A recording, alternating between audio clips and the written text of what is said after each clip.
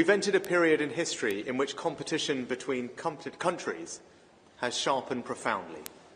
An axis of authoritarian states with different values to ours, like Russia, Iran, North Korea and China, are increasingly assertive. The danger they pose is not new. But what is new is that these countries, or their proxies, are causing more instability more quickly in more places at once. And they're increasingly acting together, making common cause in an attempt to reshape the world order.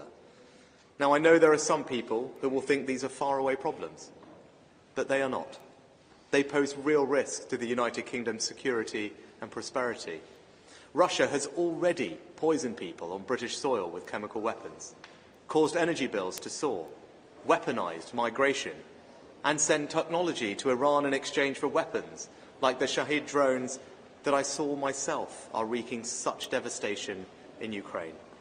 Iran themselves have threatened to kill and kidnap people within our borders for exercising their right to free speech, and use proxies, like the Houthis, to attack British ships in the Red Sea, disrupting supplies of crucial goods to our high streets.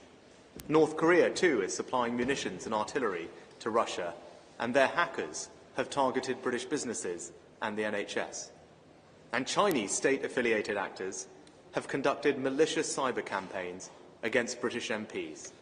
China itself is engaged in a huge military colonization program. Potential flashpoints in the Indo-Pacific could have an impact on the global economy far larger even than COVID.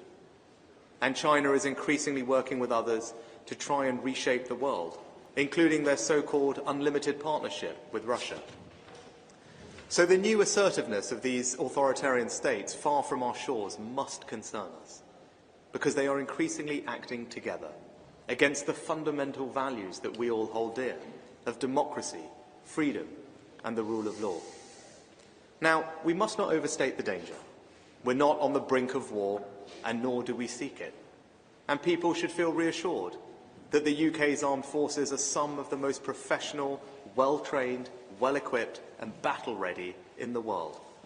And I'm incredibly proud of all that they've achieved, from patrolling the Arctic Circle as part of the Joint Expeditionary Force, to the campaign against Daesh in the deserts of Iraq and Syria, from protecting the freedom of navigation in the Red Sea, to policing the skies above Eastern Europe.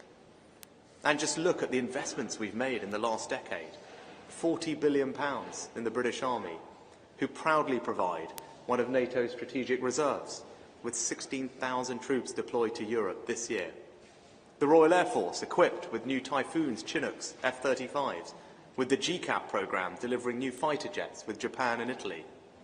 The Royal Navy is a carrier navy once again, with 22 new ships and submarines on the way, and the historic AUKUS partnership building the most advanced nuclear-powered subs the world has ever known. And we've launched a new national endeavour to invigorate and invest more in our nuclear deterrent. And all of this is combined with our outstanding diplomatic network, development expertise, law enforcement and intelligence agencies, and support for our allies. Above all, the £12 billion we've provided to Ukraine. So I'm proud of our record on defence and confident in our ability to deter our adversaries and ensure the security of the United Kingdom. But in a world that's the most dangerous it's been since the end of the Cold War, we cannot and must not be complacent. As Churchill said in 1934, to urge the preparation of defence is not to insert the imminence of war. On the contrary, if war was imminent, preparations for defence would be too late. I believe we must do more to defend our country, our interests and our values. So today I'm announcing the biggest strengthening of our national defence for a generation. We will increase defence spending to a new baseline of 2.5% of GDP by 2030. That starts today and rises steadily in each and every year. Over the next 6 years, we'll invest an additional £75 billion in our defence. And it will be fully funded with no increase in borrowing or debt. So this is not some vague aspiration for the future. We have a clear plan for what we'll spend, when we'll spend it, and how we pay for it. Today, here in Poland, with British troops, a physical embodiment of your commitment to NATO. So thank you to all of you. Prime Minister, your announcement today confirms the vital role the UK plays in our alliance. The United Kingdom will spend 2.5% of GDP on defence by 2030.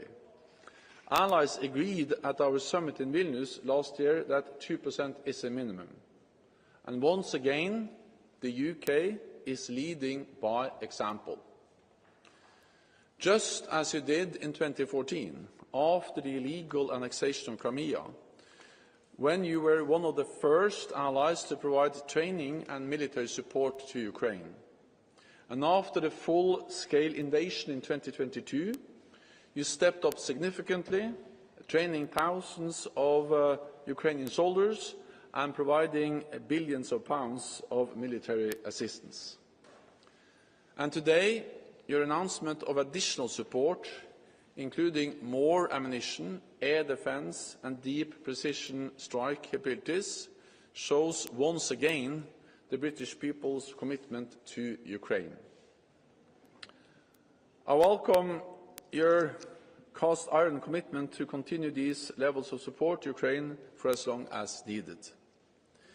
In NATO, we are now addressing how to put our support for Ukraine on a more robust and predictable footing, including with a multi-year financial commitment. So, Prime Minister, your commitment sets us on the right direction.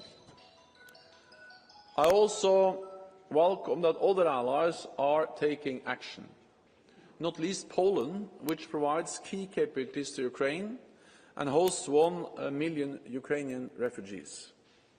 Over the weekend, the US House of Representatives approved a major aid package for Ukraine. This will enable the US to provide substantial additional support to Ukraine quickly. And last Friday, NATO defence ministers agreed to further bolster Ukraine's air defences. Germany's delivery of another Patriot system is imminent, and other allies made concrete commitments in that NATO meeting, with deliveries expected soon. Faced with the biggest conflict on the European continent since the Second World War, our decisions today will have consequences for generations to come. We must not falter. We live in a more dangerous world. Authoritarian powers are increasingly aligned. Russia is receiving support for its war of aggression from China, Iran and North Korea.